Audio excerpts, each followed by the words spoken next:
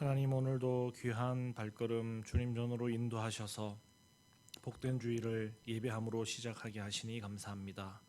오늘 하루도 온전히 주님께 예배하며 귀한 은혜를 받아 누리는 복된 날이 될 수 있도록 인도하여 주시옵소서.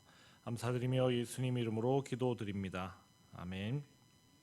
찬송가 545장입니다. 545장, 통일 찬송가는 344장입니다.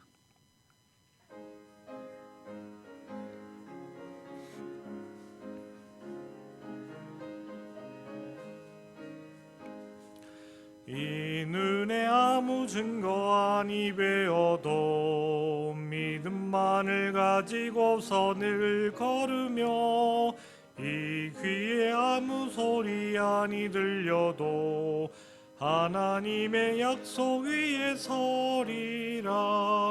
걸어가세 믿음 위에 서서, 나가세 나가세 의심 버리고, 걸어가세 믿음 위에 서서, 눈과 귀에 아무 증거 없어도 이 눈이 보기에는 어떠하든지 이미 얻은 증거대로 늘 믿으며, 이 맘에 의심 없이 살아갈 때에 우리 소원 주 안에서 이루리. 걸어가세 믿음 위에 서서, 나가세 나가세 의심 버리고, 걸어가세 믿음 위에 서서, 눈과 귀에 아무 증거 없어도 주님의 거룩함을 들고 맹세한 주 하나님 아버지는 참 미쁘다. 그 귀한 모든 약속 믿는 자에게 능치 못할 무슨 일이 있을까. 걸어가세 믿음 위에 서서, 나가세 나가세 의심 버리고, 걸어가세 믿음 위에 서서, 눈과 귀에 아무 증거 없어도. 아멘. 사도행전 3장 11절로부터 21절까지의 말씀입니다.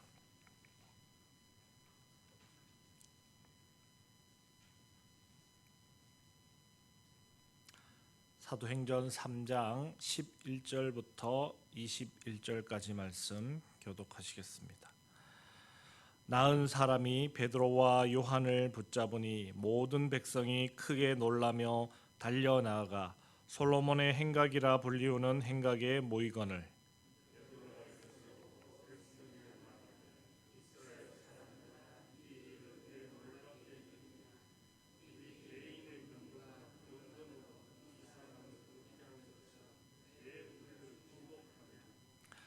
아브라함과 이삭과 야곱의 하나님 곧 우리 조상의 하나님이 그의 종 예수를 영화롭게 하셨느니라. 너희가 그를 넘겨주고 빌라도가 놓아주기로 결의한 것을 너희가 그 앞에서 거부하였으니,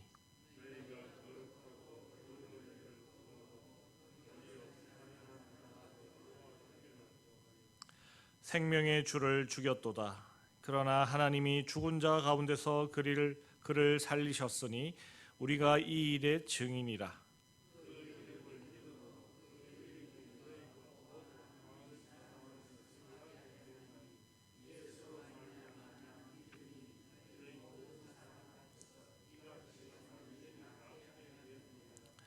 형제들아, 너희가 알지 못하여서 그리하였으며 너희 관리들도 그리한 줄 아노라.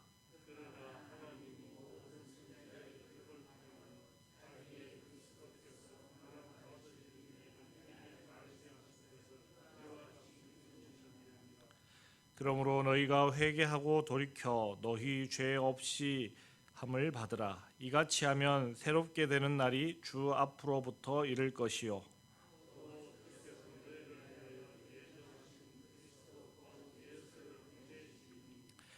하나님이 영원 전부터 거룩한 선지자들의 입을 통하여 말씀하신 바 만물을 회복하실 때까지는 하늘이 마땅히 그를 받아두리라. 아멘. 오늘 말씀 앞서서 이러한 사건이 있었습니다.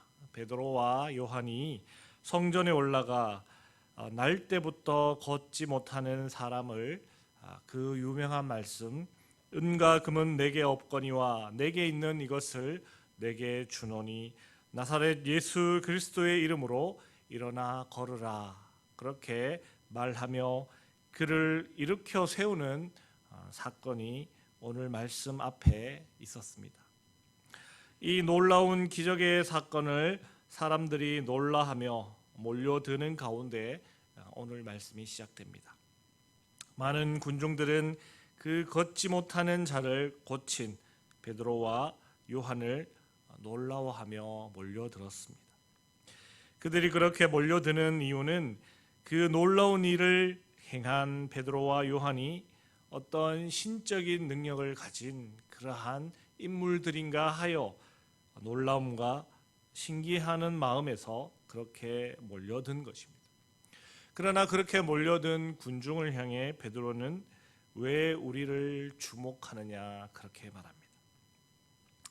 사실 예전에 예수님의 제자들은 주목받기를 기대했던 그런 사람들입니다. 예수님을 정치적 지도자로 생각하고 그를 따랐을 때 예수께서 로마의 압제로부터 이스라엘을 자유롭게 하실 때 다들 한 자리 차지하기를 원하는 그러한 마음들이 그들에게 있었습니다. 명예를 얻고 높은 자리에 오르기를 기대하는 그러한 마음이 있었던 것이죠. 그러했던 그들이 예수님의 죽으심 이후에 부활을 경험하고 또 성령의 권능을 받아 새로운 사람들이 되었습니다. 그래서 그들은 더 이상 자신이 주목받기를 원하는 사람들이 아니었습니다. 그래서 그들은 자신을 주목하지 말라 그렇게 말하는 것입니다. 자신들은 주목받을 만한 사람이 아니라는 것이죠. 그리고 그 병자를 일으킨 것도 자신들의 어떠한 신적인 능력으로 그렇게 한 것이 아니라 바로 생명의 주이신 나사렛 예수 그리스도의 능력으로 그가 살아날 수 있었다. 그가 새롭게 건강을 회복할 수 있었다 하는 것을 강하고 담대함으로 선포하고 있는 것입니다. 그러면서 베드로는 그 생명의 주이신 주님을 당신들이 죽였다 말하며 그들의 죄를 지적하고 있습니다. 빌라도가 예수님의 죄를 찾지 못해 놓아주려 하였으나 그들이 반대하였고 의로우신 예수님을 대신하여 살인한 사람을 놓아주었다고 그들의 죄를 지적하고 있습니다. 그리고 그들이 그렇게 예수님을 죽였지만 예수님께서 다시 살아나셨다라는 부활을 그들에게 증거하며 자신들이 그러한 부활의 분명한 증인이라고 그렇게 말합니다. 실제로 베드로는 부활하신 예수님을 만난 사람 중에 한 명입니다. 그의 증언은 완전하며 확실한 것입니다. 그 부활의 예수님을 증언하며 그는 그 어떤 망설임도 없었습니다. 그는 또한 예수님을 믿는 믿음이 걷지 못하였던 사람을 걷게 하였다고 그렇게 말합니다. 그랬을 때 여기서의 믿음은 걷지 못했던 사람의 믿음이 아니라 바로 베드로와 요한의 믿음을 이야기하는 것입니다. 그들의 예수 그리스도를 향한 믿음이 그를 완전하게 한 것입니다. 그렇습니다. 예수 그리스도의 이름에 생명이 있고 능력이 있는 것입니다. 그래서 우리도 그 이름을 더욱 의지하고 더 큰 믿음을 가질 수 있어야 하겠습니다. 그러나 베드로는 그들을 정죄함에 그치지 않았습니다. 베드로는 그 자리에 모인 이들에게 회개의 기회를 주고 있고 회개의 자리로 그들을 초대하고 있습니다. 그들이 예수 그리스도를 죽인 것은 몰라서 그렇게 하였다고 말하며 그들에게 회개의 자리로 나올 것을 요청하고 있습니다. 또한 예수 그리스도의 고난과 죽음은 하나님의 계획하심과 섭리 안에 있는 것이다, 그렇게 말하며 그들을 회개하도록 촉구하고 있습니다. 그러나 의도적인 죄가 아니라 할지라도 범죄하였다면 그에 대한 합당한 회개의 기도가 반드시 있어야 하는 것입니다. 모르고 지은 죄라 할지라도 철저하게 회개할 때 그 죄에 대한 용서함을 받을 수 있다라는 것입니다. 생명의 주이신 예수님을 죽음의 길로 내몰았던 것, 그것은 너무나도 큰 죄이지만 그들이 모르는 중에, 알지 못하는 중에 그들이 그 죄를 저질렀기 때문에 그 죄에 대한 합당한 회개, 철저한 회개를 한다면 그들이 용서받을 수 있다 하는 것을 전하며 그들에게 다시금 기회를 주고 있는 것입니다. 또 그러면서 베드로는 20절에서 부활 승천하신 예수님께서 다시 이 땅에 오실 것임에 대한 말씀도 강하고 담대함으로 전하고 있는 것을 오늘 말씀 가운데 우리는 볼 수 있습니다. 그랬을 때 오늘 말씀에 나온 이 모든 내용은 우리가 사도행전을 시작하며 서두에서 보여주었던 내용 그대로라는 것을 알 수 있습니다. 예수 그리스도께서는 승천하시기 전에 제자들에게 성령 충만함을 받고 땅끝까지 이르러 내 증인이 되라 하시고 다시 오실 주님을 기다리라, 그렇게 말씀하셨습니다. 제자들은 그 명령대로 성령 충만함을 받고 이를 근거로 하는 확실한 믿음을 바탕으로 놀라운 이적을 행했습니다. 그리고 강하고 담대함으로 예수 그리스도의 이름을 증거하고 있는 것입니다.